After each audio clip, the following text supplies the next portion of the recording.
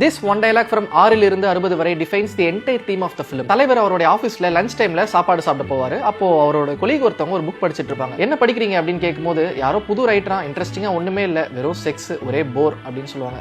தலைவர் வந்து செக்ஸ் உனக்கு போரா, என்ன பண்றது, உங்களை மாதிரி ஆளுங்களா செக்ஸ், சஸ்பென்ஸ், த்ரில்லர், பேய் கதைங்க இதை தானே விரும்பி படிக்கிறீங்க, படிக்கும் போது இன்ட்ரெஸ்டிங்கா இருக்கும், 10 நிமிஷம் கழிச்சு எதுவுமே மைண்ட்ல நிக்காது, என்ன பிரயோஜனம் அப்படின்னு ஒரு வார்த்தை கேட்பாரு. அதுக்கு உடனே அவங்க நீங்க புக்ஸ் படிப்பீங்களான்னு கேட்கும்போது நான் தி ஜானகிராமன், ஜெயகாந்தன் இவங்களுடைய புக்ஸ் எல்லாம் படிப்பேன். ஒரு நல்ல புத்தகத்துக்கான அடையாளம் அப்படிங்கிறது நம்மளுடைய மனசை கிளறணும், அறிவை தொடணும் அப்படின்ட்டு தலைவர் ஒரு விஷயம் சொல்லுவார். அதுக்கு அந்த லேடி என்ன சொல்லுவாங்கன்னா, அந்த காலத்திலே பட்டினத்தார் வள்ளலார்லாம் சொல்லாத வாழ்க்கை தேடலையும் தத்துவத்தையுமா இவங்க சொல்லிட போறாங்க அப்படின்னு கேள்வி கேட்டதுக்கு தலைவர் ஒரு மாதிரி கடுப்பாயிட்டு, உங்களை மாதிரி தான் நிறைய பேர் சொல்லிக்கிறாங்க, பேசிக்கிறாங்க, என்ன பண்றது, காகித பூக்கள் அப்படின்னு சொல்லுவாரு. இந்த காகித பூக்கள் அப்படிங்கிற இந்த ரெண்டு வார்த்தை தான் defines the entire theme of the film. காகித பூக்களோட மீனிங்க பாருங்களேன், பிளாஸ்டிக் ஃபிளாஸ், நீங்க எல்லாம் சோலே இல்லாத வெறும் பிளாஸ்டிக் மனுஷங்கடா அப்படின்னு சொல்லிட்டு இந்த பெரும்பாலான ஜனரஞ்சங்க மக்களை பார்த்து வைக்கக்கூடிய ஒரு கமெண்ட் மாதிரி தான் இந்த டயலாக்கே இருக்கும். இந்த ஒட்டுமொத்த படமே மெட்டீரியலிசம்க்கு அகைன்ஸ்டான விஷயங்களை தொடர்ந்து வச்சுக்கிட்டே இருக்கும். இவருடைய ஃபேமிலியில இருக்கக்கூடிய தம்பி தங்கச்சிங்களே அவர் சொன்ன அந்த காகித பூக்கள் மாதிரியான மனுஷங்களா தான் இருப்பாங்க. இந்த மெட்டீரியலிசம் அப்படிங்கிறது நம்மளுடைய லைஃப் ஸ்டைல்ல மட்டும் கிடையாது, நம்மளுடைய தனிப்பட்ட ரசனையில கூட இருக்கு அப்படிங்கறத தான் இந்த சீன்ல சொல்ல ட்ரை பண்ணிருப்பாங்க. இப்போ அந்த லேடி வந்து செக்ஸ், த்ரில்லர் மாதிரியான கதைகளை படிக்கும்போது ரஜினி சார் வந்து